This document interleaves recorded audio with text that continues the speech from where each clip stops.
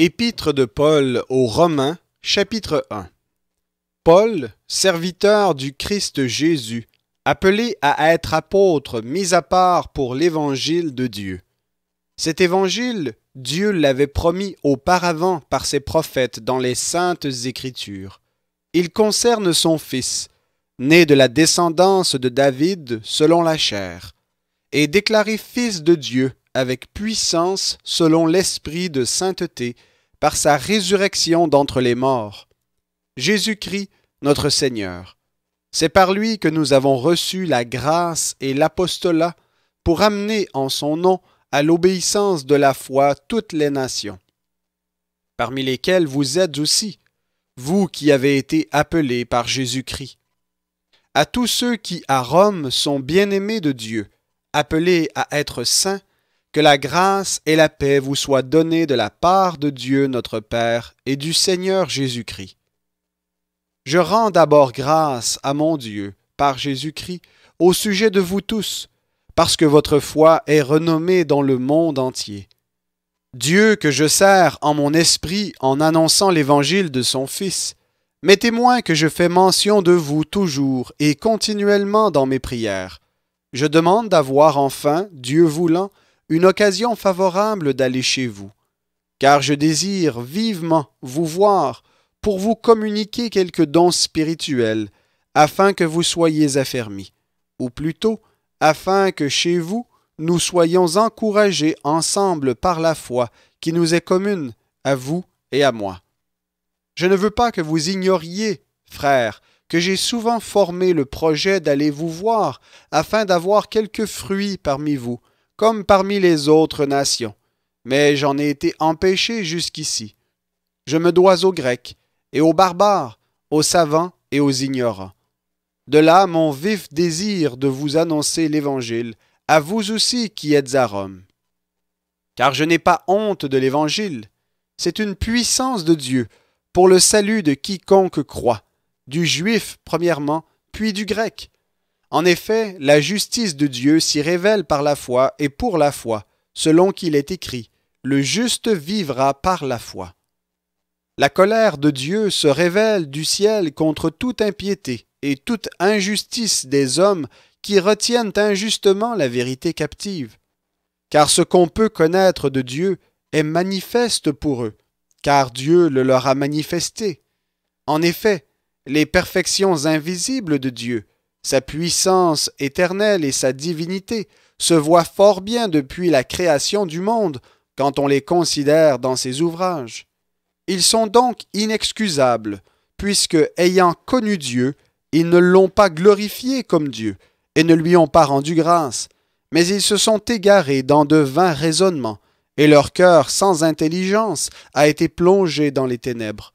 Se vantant d'être sages, ils sont devenus fous, et ils ont remplacé la gloire du Dieu incorruptible par des images représentant l'homme corruptible, des oiseaux, des quadrupèdes et des reptiles. C'est pourquoi Dieu les a livrés à l'impureté selon les convoitises de leur cœur, en sorte qu'ils déshonorent eux-mêmes leur propre corps, eux qui ont remplacé la vérité de Dieu par le mensonge et qui ont adoré et servi la créature au lieu du Créateur qui est béni éternellement. Amen. C'est pourquoi Dieu les a livrés à des passions déshonorantes, car leurs femmes ont remplacé les relations naturelles par des actes contre nature, et de même les hommes, abandonnant les relations naturelles avec la femme, se sont enflammés dans leurs désirs les uns pour les autres. Ils commettent l'infamie, homme avec homme, et reçoivent en eux-mêmes le salaire que mérite leur égarement. Comme ils n'ont pas jugé bon d'avoir la connaissance de Dieu, Dieu les a livrés à une mentalité réprouvée pour commettre des choses indignes.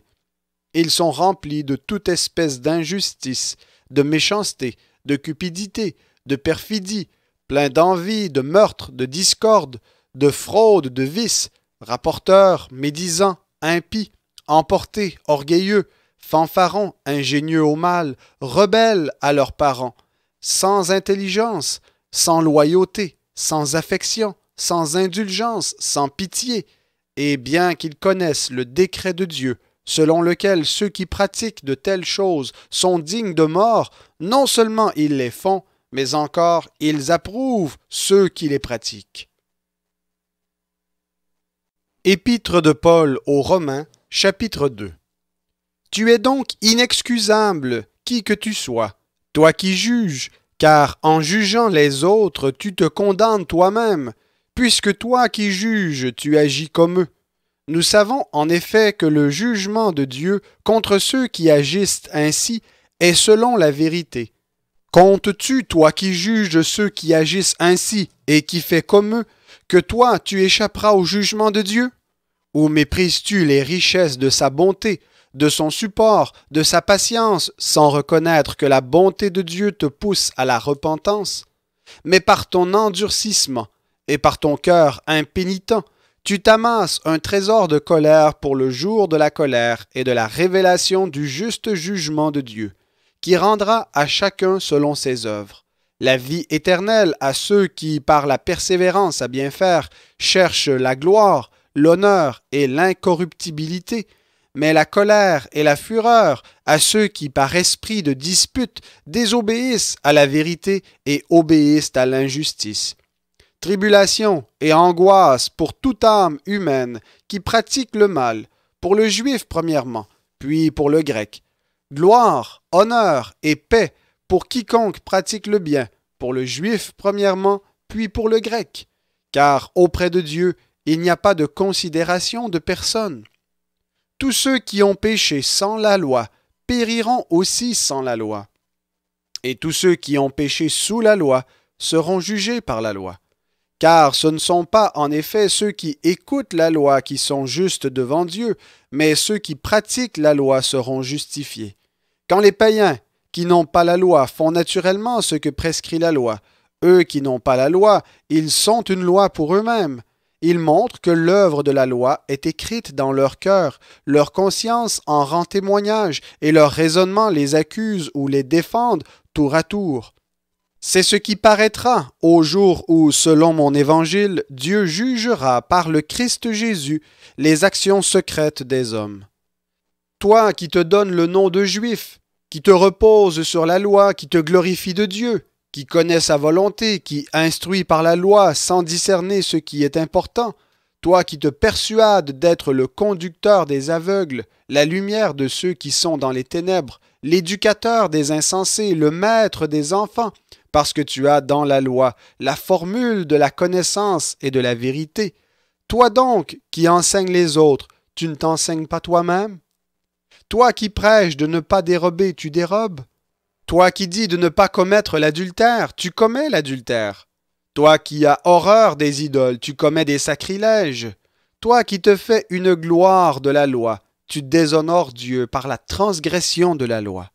Car le nom de Dieu est à cause de vous blasphémé parmi les païens, ainsi qu'il est écrit. Certes, la circoncision est utile si tu pratiques la loi, mais si tu transgresses la loi, ta circoncision devient incirconcision. Si donc l'incirconcis observe les ordonnances de la loi, son incirconcision ne sera-t-elle pas comptée comme circoncision? L'incirconcis de nature qui accomplit la loi ne te condamnera-t-il pas, toi qui la transgresses tout en ayant la lettre de la loi et la circoncision? Le juif, ce n'est pas celui qui en a les apparences, et la circoncision, ce n'est pas celle qui est apparente dans la chair. Mais le juif, c'est celui qui l'est intérieurement, et la circoncision, c'est celle du cœur, selon l'esprit, et non selon la lettre. La louange de ce juif ne vient pas des hommes, mais de Dieu. Épître de Paul aux Romains, chapitre 3. Quel est donc le privilège du juif, ou quelle est l'utilité de la circoncision? Considérable de toute manière, tout d'abord, les oracles de Dieu ont été confiés aux Juifs. Et quoi, si quelques-uns ont été infidèles, leur infidélité rendra-t-elle sans effet la fidélité de Dieu? Certes non. Que Dieu soit reconnu pour vrai et tout homme pour menteur selon qu'il est écrit, afin que tu sois trouvé juste dans tes paroles et que tu triomphes dans ton procès. Mais si notre injustice fait ressortir la justice de Dieu, que dirons-nous? Dieu est-il injuste quand il donne cours à sa colère? Je parle à la manière des hommes. Certes non. Autrement, comment Dieu jugerait-il le monde? Et si par mon mensonge, la vérité de Dieu abonde pour sa gloire, pourquoi suis-je moi-même encore jugé comme pécheur? Et comme certains calomniateurs prétendent que nous le disons, pourquoi ne ferions-nous pas le mal afin qu'il en arrive du bien? La condamnation de ces gens est juste. Quoi donc? Sommes-nous supérieurs? Absolument pas, car nous avons déjà prouvé que tous, juifs et grecs, sont sous l'empire du péché. Selon qu'il est écrit, il n'y a pas de juste, pas même un seul. Nul n'est intelligent, nul ne cherche Dieu. Tous sont égarés, ensemble ils sont pervertis. Il n'en est aucun qui fasse le bien, pas même un seul. Leur gosier est un sépulcre ouvert. Ils usent de tromperie avec leur langue. Ils ont sous les lèvres un venin d'aspic. Leur bouche est pleine de malédiction et d'amertume. Ils ont les pieds légers pour répandre le sang. La destruction et le malheur sont sur leur chemin. Ils n'ont pas connu le chemin de la paix. La crainte de Dieu n'est pas devant leurs yeux. Or, nous savons que tout ce que dit la loi, elle le dit à ceux qui sont sous la loi, afin que toute bouche soit fermée et que tout le monde soit reconnu coupable devant Dieu. Car nul ne sera justifié devant lui par les œuvres de la loi, puisque c'est par la loi que vient la connaissance du péché. Mais maintenant, sans la loi, est manifestée la justice de Dieu attestée dans la loi et les prophètes. Justice de Dieu par la foi en Jésus-Christ pour tous ceux qui croient. Il n'y a pas de distinction. Tous ont péché et sont privés de la gloire de Dieu, et ils sont gratuitement justifiés par sa grâce, par le moyen de la rédemption qui est dans le Christ Jésus. C'est lui que Dieu a destiné comme moyen d'expiation pour ceux qui auraient la foi en son sang, afin de montrer sa justice, parce qu'il avait laissé impunis les péchés commis auparavant au temps de sa patience. Il a voulu montrer sa justice dans le temps présent, de manière à être reconnu juste tout en justifiant celui qui a la foi en Jésus. Où donc est le sujet de se glorifier? Il est exclu. Par quelle loi? Par la loi des œuvres? Non, mais par la loi de la foi. Car nous comptons que l'homme est justifié par la foi sans les œuvres de la loi. Ou bien Dieu est-il seulement le Dieu des Juifs? Ne l'est-il pas aussi des païens? Oui, il l'est aussi des païens, puisqu'il y a un seul Dieu qui justifiera en vertu de la foi les circoncis et au moyen de la foi les incirconcis. Est-ce que nous annulons ainsi la loi par la foi? Certes non. Au contraire, nous confirmons la loi. Épître de Paul aux Romains, chapitre 4. Que dirons-nous donc d'Abraham, notre ancêtre selon la chair? Qu'a-t-il obtenu? Si en effet Abraham a été justifié par les œuvres, il a sujet de se glorifier, mais devant Dieu, il n'en est pas ainsi. En effet, que dit l'Écriture? Abraham crut à Dieu, et cela lui fut compté comme justice. Or, à celui qui fait une œuvre, le salaire est compté non comme une grâce, mais comme un dû. Quant à celui qui ne fait pas d'œuvre, mais croit en celui qui justifie l'impie, sa foi lui est comptée comme justice. De même, David proclame le bonheur de l'homme au compte de qui Dieu met la justice sans œuvre. Heureux ceux dont les iniquités sont pardonnées et dont les péchés sont couverts. Heureux l'homme à qui le Seigneur ne compte pas son péché. Ce bonheur n'est-il que pour les circoncis ou est-il également pour les incirconcis? Car nous disons, pour Abraham la foi fut comptée comme justice. Comment donc était-il lorsqu'elle lui fut comptée? Était-il circoncis ou non? Il n'était pas encore circoncis. Il était incirconcis.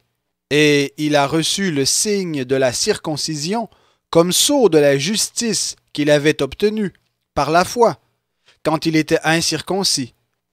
Il est ainsi le Père de tous ceux qui croient, bien qu'incirconcis, pour que la justice leur soit comptée. Et il est aussi le Père des circoncis, qui n'ont pas seulement la circoncision, mais encore qui marche sur les traces de la foi de notre père Abraham, quand il était incirconcis. En effet, ce n'est point par la loi que l'héritage du monde a été promis à Abraham, ou à sa descendance, c'est par la justice de la foi. Si c'est par la loi qu'on est héritier, la foi est vaine, et la promesse est annulée.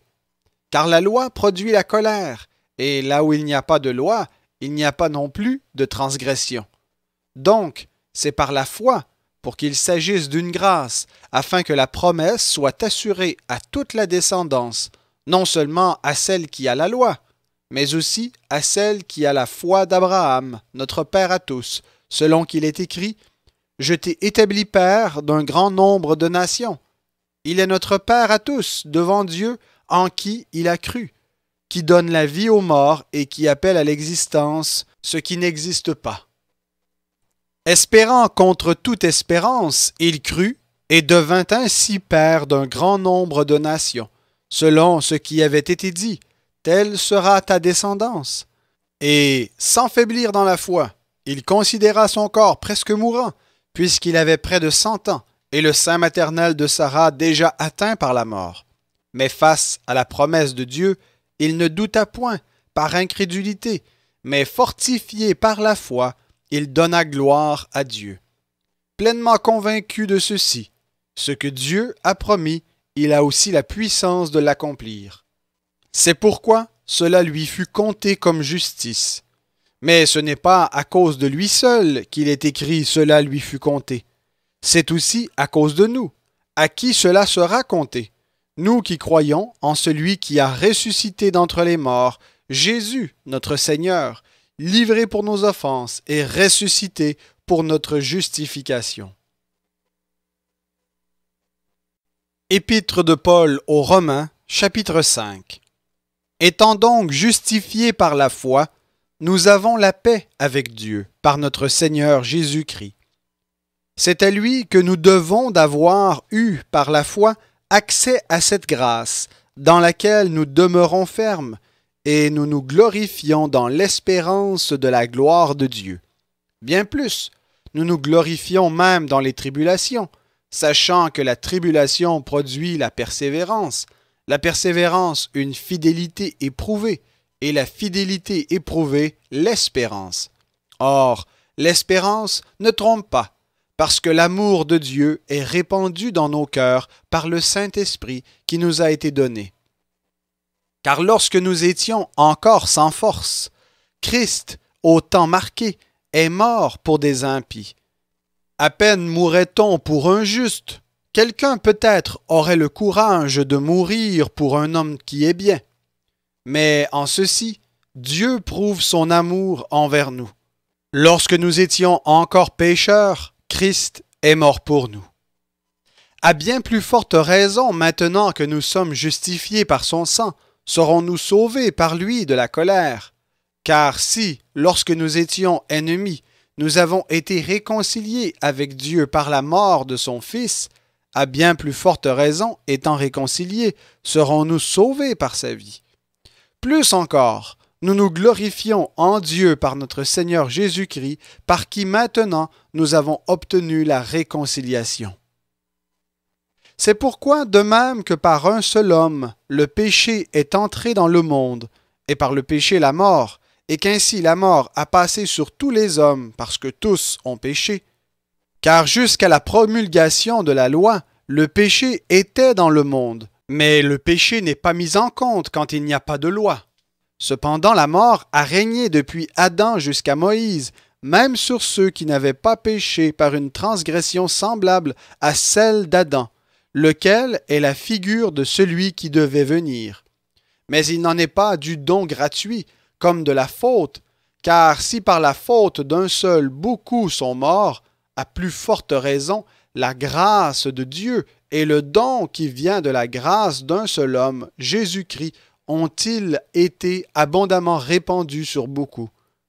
Il n'en va pas de ce don comme du péché d'un seul homme, car le jugement, après une seule faute, aboutit à la condamnation, tandis que le don gratuit, après de nombreuses fautes, aboutit à la justification.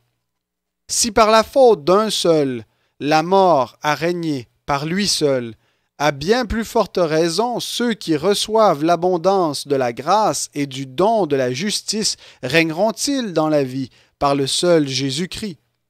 Ainsi donc, comme par une seule faute, la condamnation s'étend à tous les hommes, de même, par un seul acte de justice, la justification qui donne la vie s'étend à tous les hommes. En effet, comme par la désobéissance d'un seul homme, beaucoup ont été rendus pécheurs, de même, par l'obéissance d'un seul, beaucoup seront rendus justes. Or, la loi est intervenue pour que la faute soit amplifiée, mais là où le péché s'est amplifié, la grâce a surabondé. De la sorte, comme le péché a régné avec la mort, ainsi la grâce règne par la justice, pour la vie éternelle, par Jésus-Christ notre Seigneur. Épître de Paul aux Romains, chapitre 6. Que dirons-nous donc? Demeurerions-nous dans le péché, afin que la grâce abonde? Certes non. Nous qui sommes morts au péché, comment vivrions-nous encore dans le péché? Ignorez-vous que nous tous qui avons été baptisés en Christ Jésus, c'est en sa mort que nous avons été baptisés? Nous avons donc été ensevelis avec lui dans la mort par le baptême, afin que, comme Christ est ressuscité d'entre les morts par la gloire du Père, de même, nous aussi, nous marchions en nouveauté de vie. En effet, si nous sommes devenus une même plante avec lui par la conformité à sa mort, nous le serons aussi par la conformité à sa résurrection. Nous savons que notre vieille nature a été crucifiée avec lui, afin que ce corps de péché soit réduit à l'impuissance et que nous ne soyons plus esclaves du péché. Car celui qui est mort est quitte du péché. Or, si nous sommes morts avec Christ, nous croyons que nous vivrons aussi avec lui, sachant que Christ, ressuscité d'entre les morts, ne meurt plus. La mort ne domine plus sur lui, car il est mort, et c'est pour le péché qu'il est mort, une fois pour toutes. Et maintenant qu'il vit pour Dieu. Ainsi, vous-même, considérez-vous comme mort au péché et comme vivant pour Dieu en Christ Jésus. Que le péché ne règne donc pas dans vos corps mortels, et n'obéissez pas à ses convoitises. Ne livrez pas vos membres au péché, comme armes pour l'injustice, mais livrez-vous vous-même à Dieu, comme des vivants revenus de la mort, et offrez à Dieu vos membres comme armes pour la justice. Le péché ne dominera pas sur vous, car vous n'êtes pas sous la loi, mais sous la grâce. Quoi donc? Pécherions-nous parce que nous ne sommes pas sous la loi, mais sous la grâce? Certes non. Ne savez-vous pas que si vous vous livrez à quelqu'un comme esclave pour lui obéir, vous êtes esclave de celui à qui vous obéissez, soit du péché qui conduit à la mort, soit de l'obéissance qui conduit à la justice. Mais grâce à Dieu, après avoir été esclave du péché, vous avez obéi de cœur à la règle de doctrine qui vous a été transmise. Libérés du péché, vous êtes devenus esclaves de la justice. Je parle à la manière des hommes, à cause de la faiblesse de votre chair. De même donc que vous avez livré vos membres comme esclaves à l'impureté et à l'iniquité, pour aboutir à l'iniquité, ainsi maintenant, livrez vos membres comme esclaves à la justice, pour aboutir à la sanctification. Car, lorsque vous étiez esclaves du péché, vous étiez libres à l'égard de la justice. Quels fruits portiez-vous alors? Des fruits dont vous avez honte maintenant, car leur fin c'est la mort. Mais maintenant, libérés du péché et esclaves de Dieu, vous avez pour fruit la sanctification et pour fin la vie éternelle. Car le salaire du péché, c'est la mort, mais le don gratuit de Dieu, c'est la vie éternelle en Christ Jésus, notre Seigneur. Épître de Paul aux Romains, chapitre 7. Ignorez-vous, frères, je parle à des gens qui connaissent la loi, que la loi régit l'homme aussi longtemps qu'il vit. Ainsi, une femme mariée est liée par la loi à son mari tant qu'il est vivant. Mais si le mari meurt, elle est dégagée de la loi qui la liait à son mari. Si donc, du vivant de son mari, elle devient la femme d'un autre homme, elle sera appelée adultère. Mais si le mari meurt, elle est libérée de la loi. Elle n'est donc pas adultère en devenant la femme d'un autre. De même, mes frères, vous aussi, vous êtes morts à l'égard de la loi, par le corps du Christ, pour appartenir à un autre, à celui qui est ressuscité d'entre les morts, afin que nous portions des fruits pour Dieu. Car lorsque nous étions sous l'emprise de la chair, les passions des péchés provoqués par la loi agissaient dans nos membres et nous faisaient porter du fruit pour la mort. Mais maintenant, nous sommes dégagés de la loi, car nous sommes morts à ce qui nous tenait captifs, de sorte que nous servons sous le régime nouveau de l'esprit, et non plus sous le régime ancien de la lettre. Que dirons-nous donc? La loi est-elle péché? Certes non, mais je n'ai connu le péché que par la loi, car je n'aurais pas connu la convoitise si la loi n'avait dit « tu ne convoiteras pas ». Et le péché profitant de l'occasion, produisit en moi, par le commandement, toutes sortes de convoitises, car sans la loi, le péché est mort. Pour moi, autrefois sans loi, je vivais. Mais quand le commandement est venu, le péché a pris vie, et moi je mourus. Ainsi, le commandement qui mène à la vie se trouva pour moi mener à la mort, car le péché profitant de l'occasion me séduisit par le commandement, et par lui me fit mourir.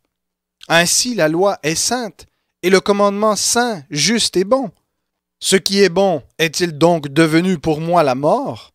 Certes non, mais le péché, afin de se manifester en tant que péché, a produit en moi la mort par ce qui est bon, afin que, par le commandement, le péché apparaisse démesurément péché.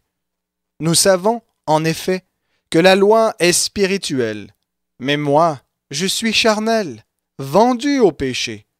Car ce que j'accomplis, je ne le comprends pas. Ce que je veux, je ne le pratique pas. Mais ce que je hais, voilà ce que je fais.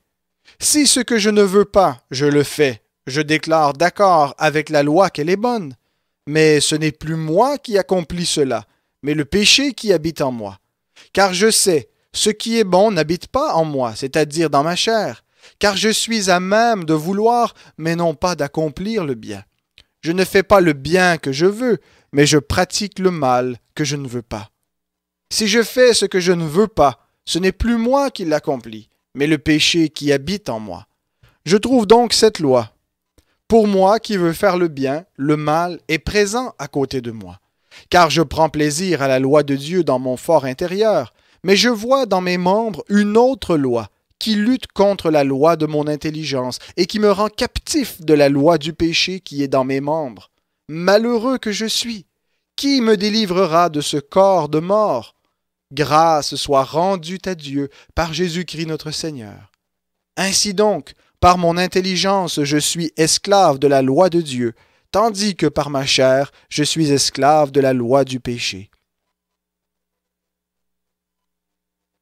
Épître de Paul aux Romains, chapitre 8.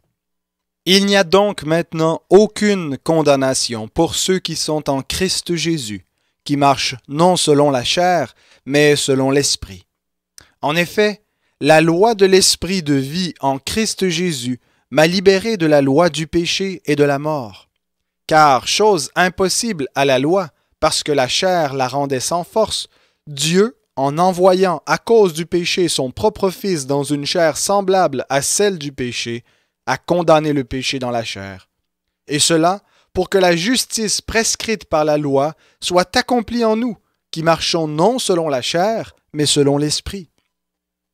En effet, ceux qui vivent selon la chair ont les tendances de la chair, tandis que ceux qui vivent selon l'Esprit ont celles de l'Esprit.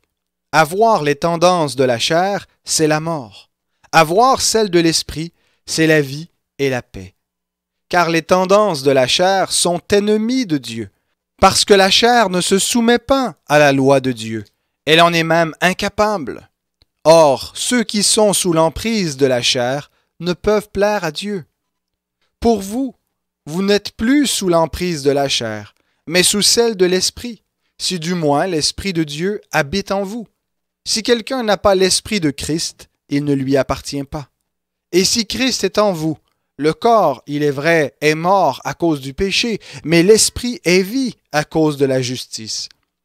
Et si l'Esprit de celui qui a ressuscité Jésus d'entre les morts habite en vous, celui qui a ressuscité le Christ Jésus d'entre les morts donnera aussi la vie à vos corps mortels par son Esprit qui habite en vous. Ainsi donc, frères, nous sommes débiteurs mais non de la chair pour vivre encore selon la chair. Si vous vivez selon la chair, vous allez mourir, mais si par l'Esprit vous faites mourir les actions du corps, vous vivrez. Car tous ceux qui sont conduits par l'Esprit de Dieu sont fils de Dieu. Et vous n'avez pas reçu un esprit de servitude pour être encore dans la crainte, mais vous avez reçu un esprit d'adoption, par lequel nous crions « Abba, Père ».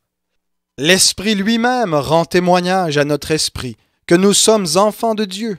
Or, si nous sommes enfants, nous sommes aussi héritiers, héritiers de Dieu et co-héritiers de Christ, si toutefois nous souffrons avec lui, afin d'être aussi glorifiés avec lui. J'estime qu'il n'y a pas de commune mesure entre les souffrances du temps présent et la gloire à venir qui sera révélée pour nous. Aussi la création attend-elle avec un ardent désir la révélation des fils de Dieu. Car la création a été soumise à la vanité, non de son gré, mais à cause de celui qui l'y a soumise. Avec une espérance, cette même création sera libérée de la servitude de la corruption, pour avoir part à la liberté glorieuse des enfants de Dieu. Or, nous savons que jusqu'à ce jour, la création tout entière soupire et souffre les douleurs de l'enfantement. Bien plus, nous aussi qui avons les prémices de l'Esprit, nous aussi, nous soupirons en nous-mêmes en attendant l'adoption, la rédemption de notre corps. Car c'est en espérance que nous avons été sauvés. Or, l'espérance qu'on voit n'est plus espérance. Ce qu'on voit, peut-on l'espérer encore? Mais si nous espérons ce que nous ne voyons pas, nous l'attendons avec persévérance. De même aussi, l'Esprit vient au secours de notre faiblesse, car nous ne savons pas ce qu'il convient de demander dans nos prières, mais l'Esprit lui-même intercède par des soupirs inexprimables. Et celui qui sonde les cœurs connaît quelle est l'intention de l'Esprit. C'est selon Dieu qu'il intercède en faveur des saints. Nous savons, du reste, que toute chose coopère au bien de ceux qui aiment Dieu, de ceux qui sont appelés selon son dessein. Car ceux qu'il a connus d'avance, il les a aussi prédestinés à être semblables à l'image de son Fils, afin qu'il soit le premier-né d'un grand nombre de frères. Et ceux qu'il a prédestinés, il les a aussi appelés. Et ceux qu'il a appelés, il les a aussi justifiés. Et ceux qu'il a justifiés, il les a aussi glorifiés. Que dirons-nous donc à ce sujet? Si Dieu est pour nous, qui sera contre nous? Lui qui n'a pas épargné son propre Fils, mais qui l'a livré pour nous tous, comment ne nous donnera-t-il pas aussi tout avec lui par grâce? Qui accusera les élus de Dieu? Dieu est celui qui justifie.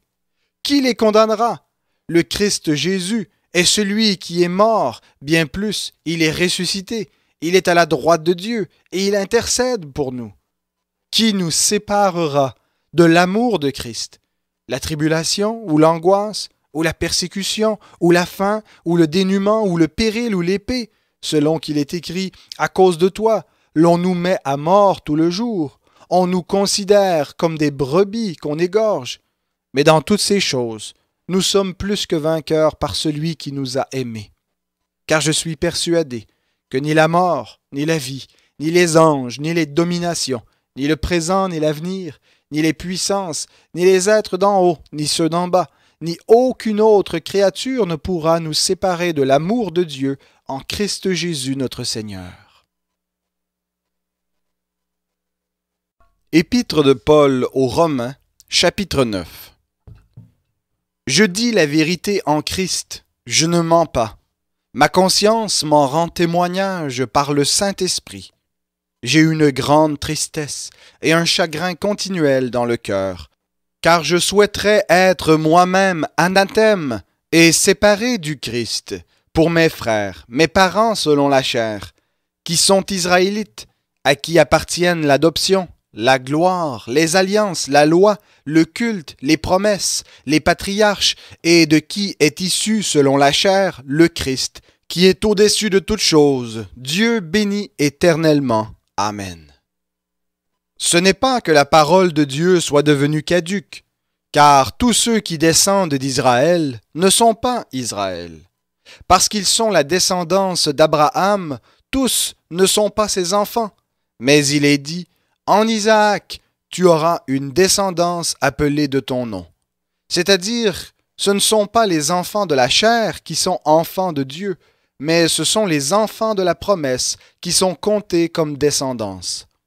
Voici, en effet, la parole de la promesse. À cette même époque, je viendrai et Sarah aura un fils. Bien plus, il en fut ainsi de Rebecca qui conçut seulement d'Isaac notre père, car les enfants n'étaient pas encore nés, et ils n'avaient fait ni bien ni mal, pourtant, afin que le dessein de Dieu demeure selon l'élection qui dépend non des œuvres, mais de celui qui appelle. Il fut dit à Rebecca, l'aîné sera asservi au plus jeune, selon qu'il est écrit, j'ai aimé Jacob et j'ai haï Ésaü. Que dirons-nous donc? Y a-t-il en Dieu de l'injustice? Certes non, car il dit à Moïse, je ferai miséricorde à qui je ferai miséricorde, et j'aurai compassion de qui j'aurai compassion. Ainsi donc, cela ne dépend ni de celui qui veut, ni de celui qui court, mais de Dieu qui fait miséricorde. Car l'Écriture dit à Pharaon, je t'ai suscité tout exprès pour montrer en toi ma puissance et pour que mon nom soit publié par toute la terre. Ainsi, il fait miséricorde à qui il veut et il endurcit qui il veut. Tu me diras donc, qu'a-t-il encore à blâmer? Car qui résiste à sa volonté? Toi plutôt, qui es-tu pour discuter avec Dieu? Le vase modelé dira-t-il au modeleur, pourquoi m'as-tu fait ainsi? Le potier n'est-il pas maître de l'argile pour faire avec la même pâte un vase destiné à l'honneur et un vase destiné au mépris? Et si Dieu, voulant montrer sa colère et faire connaître sa puissance, a supporté avec une grande patience des vases de colère formés pour la perdition, et s'il a voulu faire connaître la richesse de sa gloire à des vases de miséricorde qu'il a d'avance préparés pour la gloire, c'est-à-dire à nous, qu'il a appelés non seulement d'entre les Juifs, mais encore d'entre les païens. Comme il le dit dans Osée, « Celui qui n'était pas mon peuple, je l'appellerai mon peuple, et celle qui n'était pas la bien-aimée, je l'appellerai bien-aimée. » Et là même où on leur disait, « Vous n'êtes pas mon peuple », ils seront appelés fils du Dieu vivant. Ésaïe, de son côté, s'écrie au sujet d'Israël. Quand le nombre des fils d'Israël serait comme le sable de la mer, un reste seulement sera sauvé. Car le Seigneur exécutera pleinement et promptement sa parole sur la terre. Et comme Ésaïe l'avait dit auparavant, si le Seigneur des armées ne nous avait laissé un germe, nous serions devenus comme Sodome, nous aurions été semblables à Gomorrhe. Que dirons-nous donc? Les païens qui ne recherchaient pas la justice ont obtenu la justice qui vient de la foi, tandis qu'Israël, qui recherchait une loi qui donne la justice, n'est pas parvenu à cette loi. Pourquoi? Parce qu'Israël l'a cherché non par la foi, mais comme provenant des œuvres. Ils se sont heurtés à la pierre d'achoppement, selon qu'il est écrit, « Voici, je mets en Sion une pierre d'achoppement, et un rocher de scandale, et celui qui croit en lui ne sera pas confus. » Épître de Paul aux Romains, chapitre 10. Frères, le vœu de mon cœur et ma prière à Dieu pour eux, c'est qu'ils soient sauvés. Car je leur rends ce témoignage qu'ils ont du zèle pour Dieu, mais sans connaissance. en ignorant la justice de Dieu et en cherchant à établir leur propre justice, ils ne se sont pas soumis à la justice de Dieu, car Christ est la fin de la loi en vue de la justice pour tout croyant. En effet, Moïse écrit à propos de la justice qui vient de la loi. L'homme qui la mettra en pratique vivra par elle. Mais voici comment parle la justice qui vient de la foi. Ne dis pas en ton cœur qui montera au ciel, c'est en faire descendre Christ, ou qui descendra dans l'abîme, c'est faire remonter Christ d'entre les morts. Que dit-elle donc? La parole est près de toi, dans ta bouche et dans ton cœur. Or, c'est la parole de la foi que nous prêchons. Si tu confesses de ta bouche le Seigneur Jésus, et si tu crois dans ton cœur que Dieu l'a ressuscité d'entre les morts, tu seras sauvé. Car en croyant du cœur, on parvient à la justice, et en confessant de la bouche, on parvient au salut, selon ce que dit l'Écriture. Quiconque croit en lui ne sera pas confus. Il n'y a pas de différence, en effet, entre le juif et le grec. Ils ont tous le même Seigneur, qui est riche pour tous ceux qui l'invoquent. Car quiconque invoquera le nom du Seigneur sera sauvé. Comment donc invoqueront-ils celui en qui ils n'ont pas cru?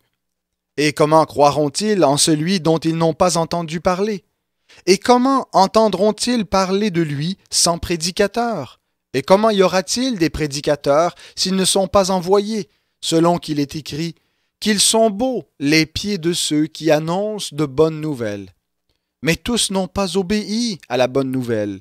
Aussi, Ésaïe dit-il, « Seigneur, qui a cru à ce que nous avons fait entendre? » Ainsi, la foi vient de ce qu'on entend, et ce qu'on entend vient de la parole du Christ. Mais je dis, n'ont-ils pas entendu? Au contraire, leur voix est allée par toute la terre, et leur parole jusqu'aux extrémités du monde. Mais je dis, Israël ne l'a-t-il pas su?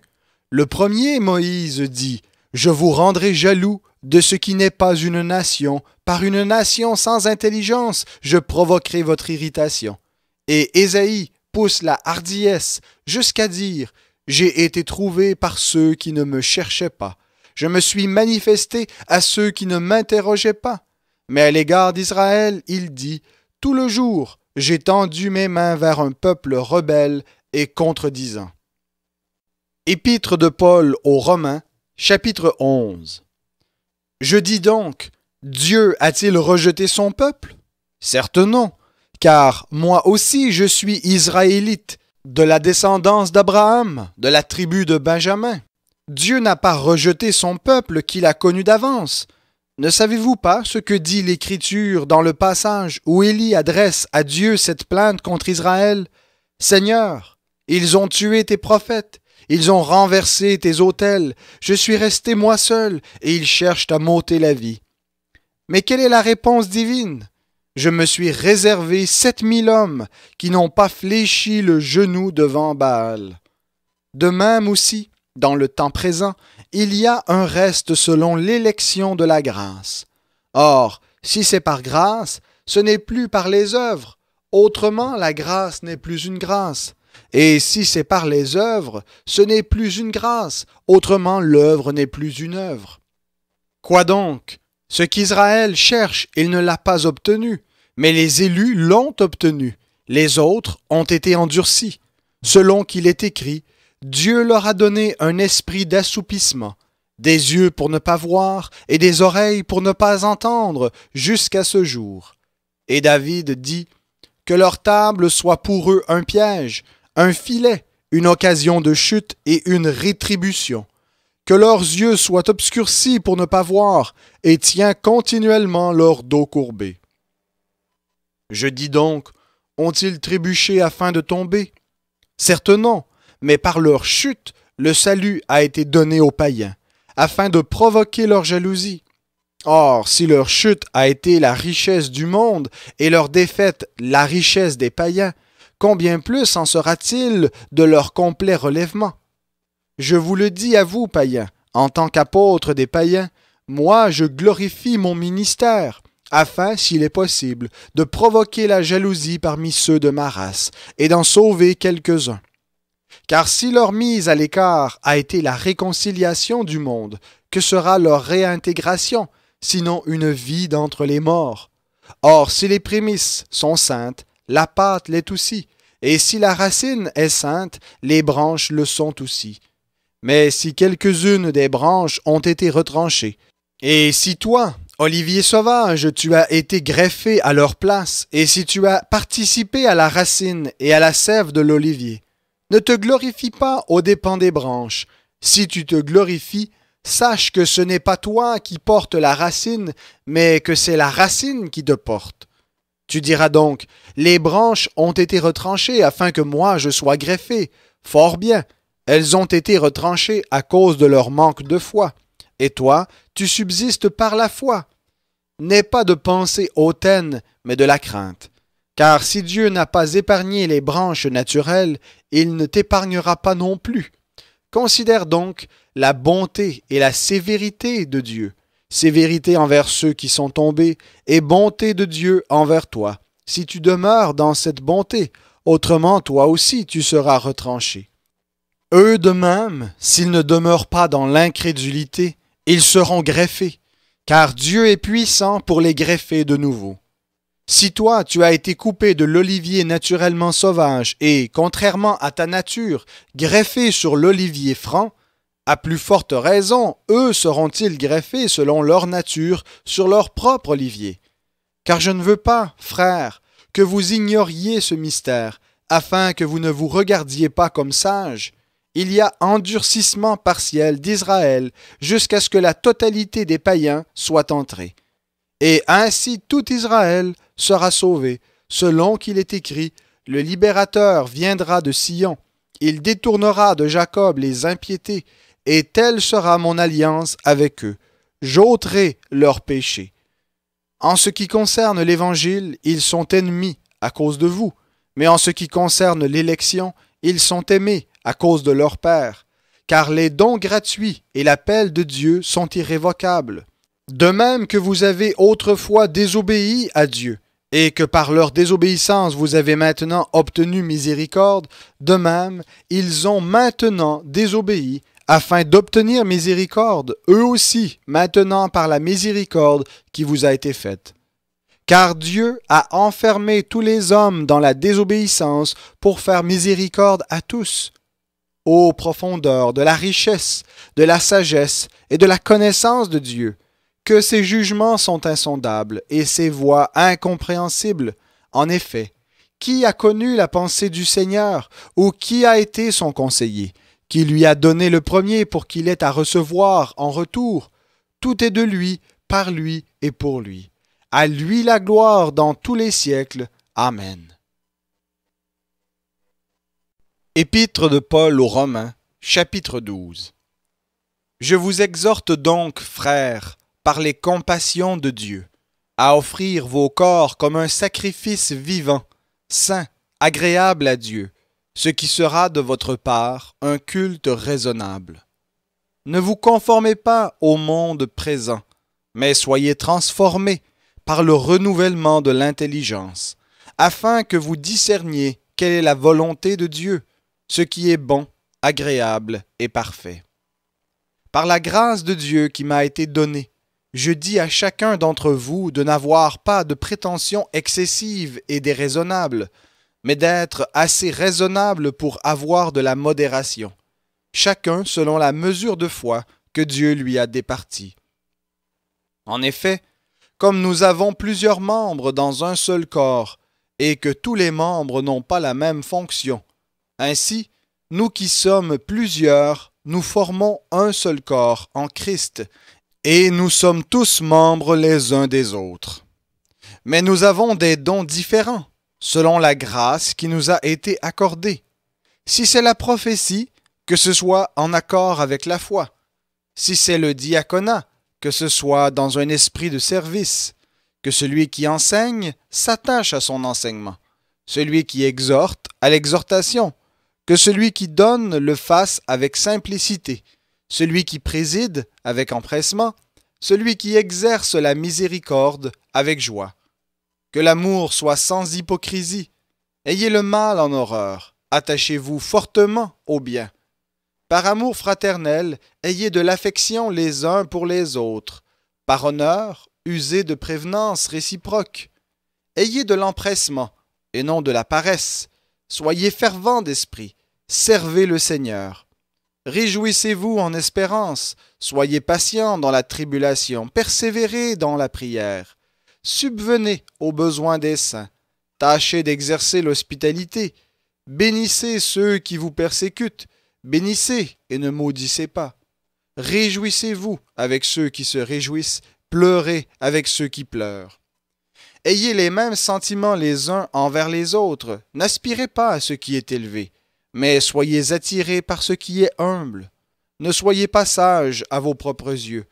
Ne rendez à personne le mal pour le mal. Recherchez ce qui est bien devant tous les hommes. S'il est possible, autant que cela dépend de vous, soyez en paix avec tous les hommes.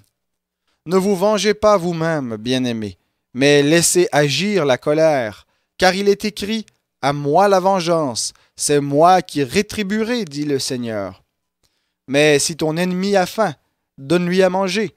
S'il a soif, donne-lui à boire, car en agissant ainsi, ce sont des charbons ardents que tu amasseras sur sa tête. Ne sois pas vaincu par le mal, mais vainqueur du mal par le bien.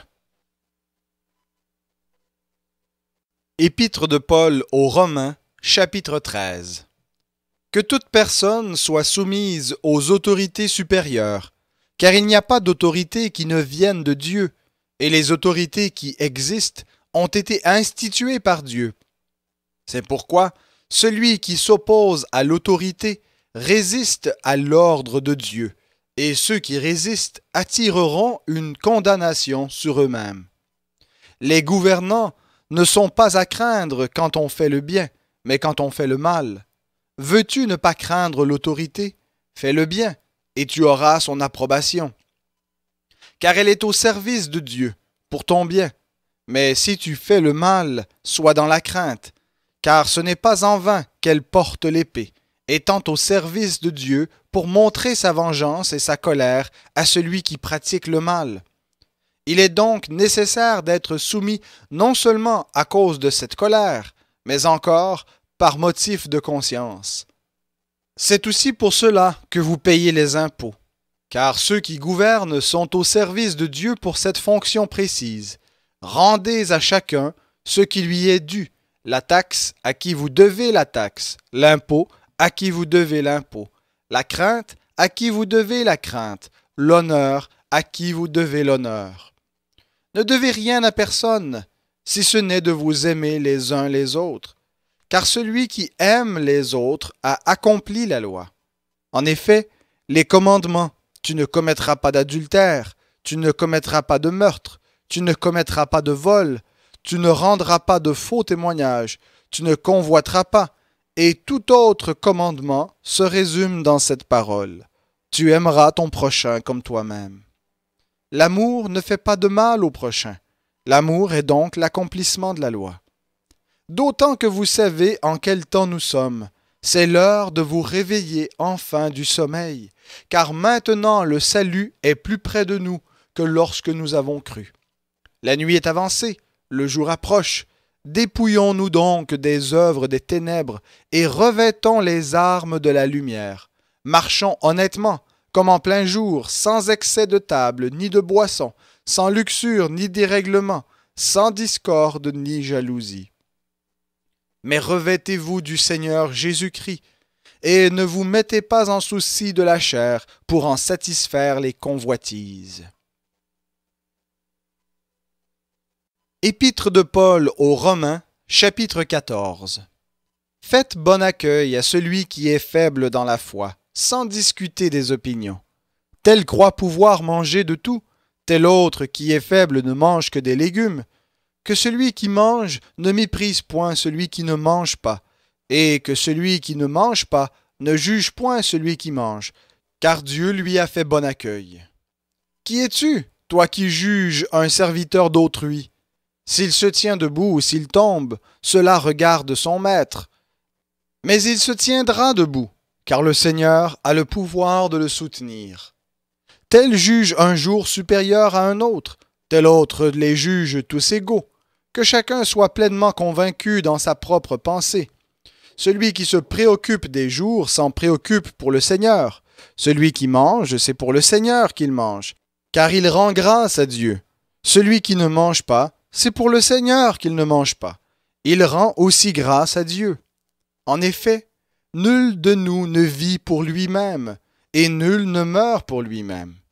Car si nous vivons pour le Seigneur, et si nous mourrons pour le Seigneur. Soit que nous vivions, soit que nous mourions, nous sommes au Seigneur. Car Christ est mort, et il est revenu à la vie, pour être le Seigneur des morts et des vivants. Mais toi, pourquoi juges-tu ton frère? Ou toi, pourquoi méprises-tu ton frère? Nous comparaîtrons tous devant le tribunal de Dieu.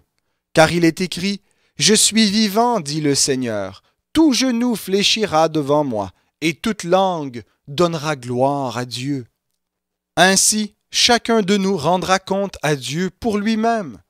Ne nous jugeons donc plus les uns les autres. Usez plutôt de votre jugement pour ne pas mettre devant votre frère une pierre d'achoppement ou une occasion de chute. Je sais et je suis persuadé dans le Seigneur Jésus que rien n'est impur en soi. Mais si quelqu'un estime qu'une chose est impure, alors elle est impure pour lui. Si pour un aliment ton frère est attristé, tu ne marches plus selon l'amour. Ne cause pas par ton aliment la perte de celui pour lequel Christ est mort. Ce qui est bien pour vous ne doit pas devenir un sujet de calomnie, car le royaume de Dieu, c'est non pas le manger ni le boire, mais la justice, la paix et la joie par le Saint-Esprit. Celui qui sert Christ de cette manière est agréable à Dieu et approuvé des hommes.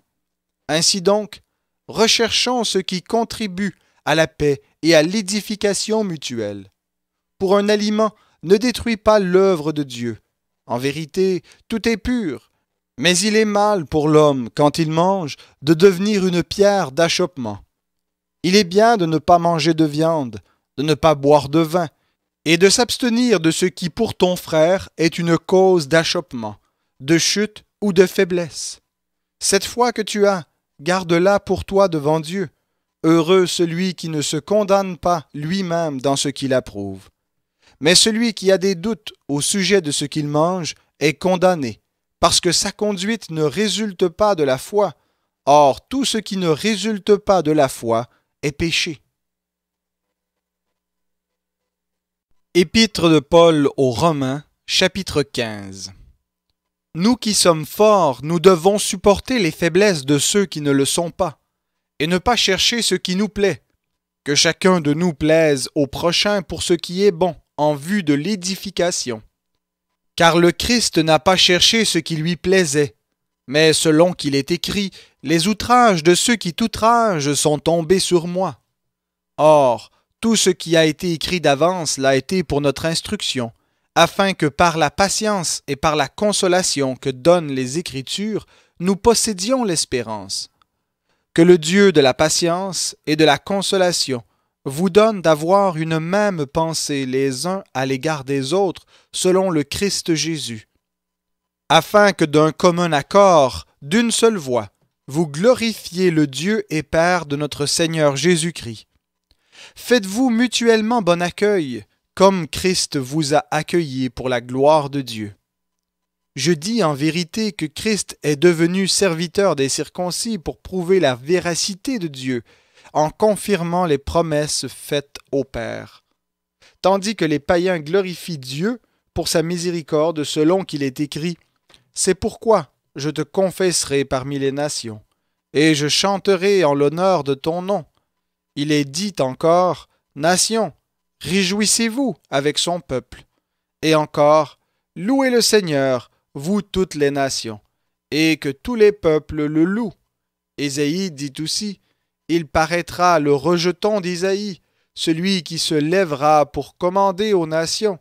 Les nations espéreront en lui. » Que le Dieu de l'espérance vous remplisse de toute joie et de toute paix dans la foi, pour que vous abondiez en espérance par la puissance du Saint-Esprit. Pour ce qui vous concerne, mes frères, je suis moi-même persuadé que vous êtes pleins de bonté, remplis de toute la connaissance et capables de vous avertir les uns les autres. Cependant, à certains égards, je vous ai écrit avec une sorte de hardiesse, comme pour réveiller vos souvenirs à cause de la grâce que Dieu m'a faite d'être ministre du Christ Jésus pour les païens. Je m'acquitte du service sacré de l'Évangile de Dieu, afin que les païens lui soient une offrande agréable, sanctifiée par l'Esprit Saint. J'ai donc sujet de me glorifier en Christ Jésus vis-à-vis de Dieu, car je n'oserais rien mentionner que Christ n'ait fait par moi pour amener les païens à l'obéissance en parole et en œuvre. Par la puissance des signes et des prodiges, par la puissance de l'Esprit. Ainsi, depuis Jérusalem et en rayonnant jusqu'en Illyrie, j'ai abondamment répandu l'Évangile du Christ.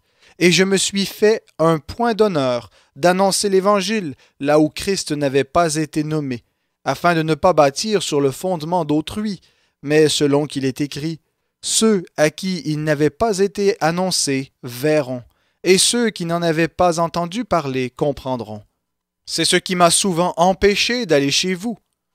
Mais maintenant, je n'ai plus de champ d'action dans ces contrées, et j'ai depuis plusieurs années le désir d'aller chez vous, quand je me rendrai en Espagne. J'espère vous voir en passant et y être accompagné par vous, après avoir d'abord satisfait en partie mon désir de me trouver chez vous.